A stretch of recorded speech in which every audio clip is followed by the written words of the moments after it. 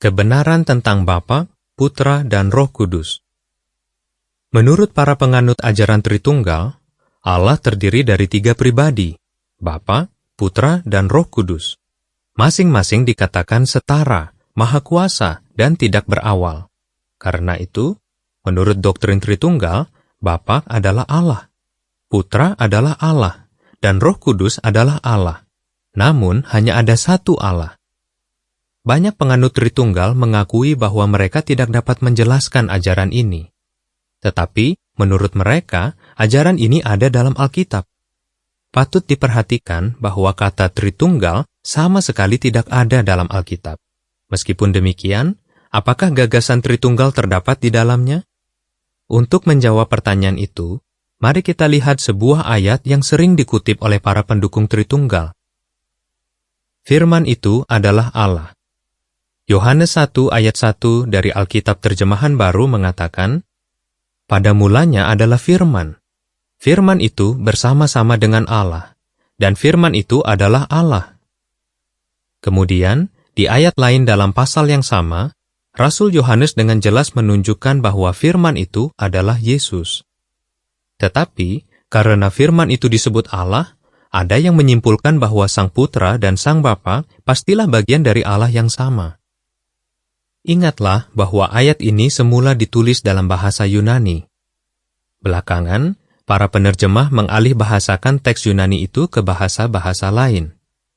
Namun, sejumlah penerjemah Alkitab tidak menggunakan frasa firman itu adalah Allah. Mengapa tidak? Karena berdasarkan pengetahuan mereka tentang bahasa Yunani yang digunakan untuk menulis Alkitab, mereka menyimpulkan bahwa frasa firman itu adalah Allah seharusnya tidak diterjemahkan demikian. Jadi, bagaimana? Berikut ini beberapa contoh. Logos, firman itu ilahi. A New Translation of the Bible. Firman itu suatu Allah. The New Testament in an Improved Version. Firman itu bersama Allah dan sama kodratnya. The Translator's New Testament. Menurut terjemahan-terjemahan tersebut, Firman bukan Allah itu sendiri, tetapi karena kedudukannya yang tinggi di antara makhluk-makhluk ciptaan Yehua, Firman itu disebut suatu Allah. Di sini, kata Allah berarti pribadi yang perkasa. Catatan kaki mengatakan, untuk pembahasan lebih jauh tentang Yohanes 1 ayat 1, lihat halaman 24-25, Menara Pengawal 1 November 2008, yang diterbitkan oleh Saksi-saksi Yehua. Akhir catatan kaki. Carilah lebih banyak fakta. Kebanyakan orang tidak mengerti bahasa Yunani Alkitab. Maka, bagaimana Anda bisa tahu apa yang sebenarnya dimaksudkan oleh Rasul Yohanes? Coba pikir contoh ini. Seorang guru menjelaskan suatu pokok kepada murid-muridnya. Ternyata, mereka mempunyai pengertian yang berbeda-beda tentang penjelasannya. Bagaimana murid-murid itu dapat menyelesaikan masalah itu? Mereka bisa meminta lebih banyak keterangan dari sang guru. Mengetahui lebih banyak fakta tentu akan membantu mereka lebih mengerti pokok itu. Demikian pula, untuk memahami makna Yohanes 1 ayat 1, Anda dapat memeriksa Injil Yohanes untuk mendapatkan lebih banyak keterangan tentang kedudukan Yesus. Mengetahui lebih banyak fakta tentang pokok ini akan membantu Anda menarik kesimpulan yang benar. Misalnya, perhatikan apa yang selanjutnya Yohanes tulis di pasal 1 ayat 18. Tidak seorang pun pernah melihat Allah yang Maha Kuasa. Tetapi manusia pernah melihat Yesus, Sang Putra, sebab Yohanes mengatakan, Firman itu, Yesus, telah menjadi manusia dan diam di antara kita, dan kita telah melihat kemuliaannya. Yohanes 1 ayat 14 dari Alkitab Terjemahan Baru. Jadi, bagaimana mungkin Sang Putra adalah bagian dari Allah yang Maha Kuasa?